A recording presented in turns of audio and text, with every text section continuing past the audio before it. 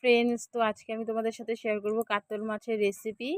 তো এই দেখো, কাতল মাছকে আমি নুন হলুদ দিয়ে মেখে নিয়েছি। এই তো তেল দিয়ে নিয়েছি। তো এখন মাছটা ভেজে নেব।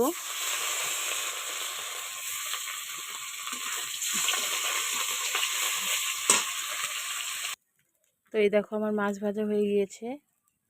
তো এখন আমি আলুটাকে ফ্রাই করে নেব। আলু আর ডাঁটা দিয়ে রান্না করব। তো আলুটাকে ফ্রাই করে নেব। তো দেখো বন্ধুরা, এই তো আলু ফ্রাই করে নিয়েছি।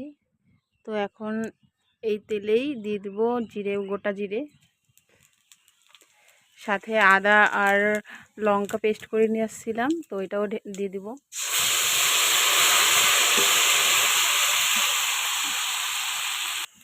তো দেখো, এখন আমি দিয়ে দেবো হলুদ গুঁড়ো, লঙ্কার আদা হলুদ দিয়ে কষিয়ে নেব।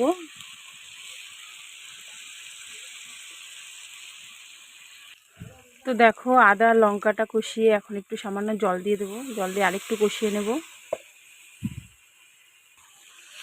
তো সামান্য একটু লঙ্কার গুঁড়ো দিয়ে দিব একটু,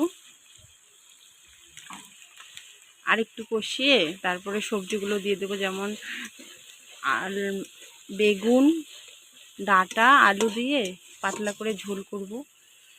তো দেখতে থাকো বন্ধুরা। তো দেখো, তেল ভেসে উঠেছে। তো এখন আমি সবজিগুলো দিয়ে দেবো। এই তো ডাঁটা আর বেগুন। তো এই তো একটু লবণ দিয়ে দিলাম। একটু ভাজা ভাজা করে আলুগুলো দিয়ে দেবো। এখন ভেজে রাখা আলুগুলো দিয়ে দেবো। এই যে এগুলোকে কষিয়ে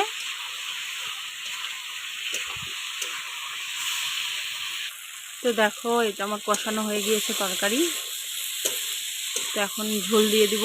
গরম জল করে রেখেছি একটু, তো ওটাই দিয়ে দিব। তো এই তো জল দিয়ে দিব একটু, ঝোল সামান্য।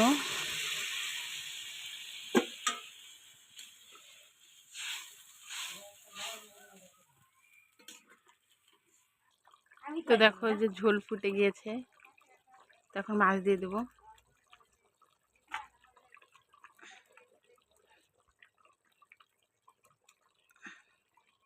তো বন্ধুরা, এই যে একটু জিরে গুঁড়ো দিয়ে দেবো।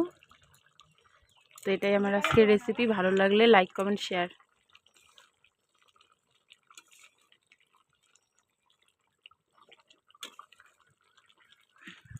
কাতলা মাছের ঝোল পাতলা করে। তো টাটা।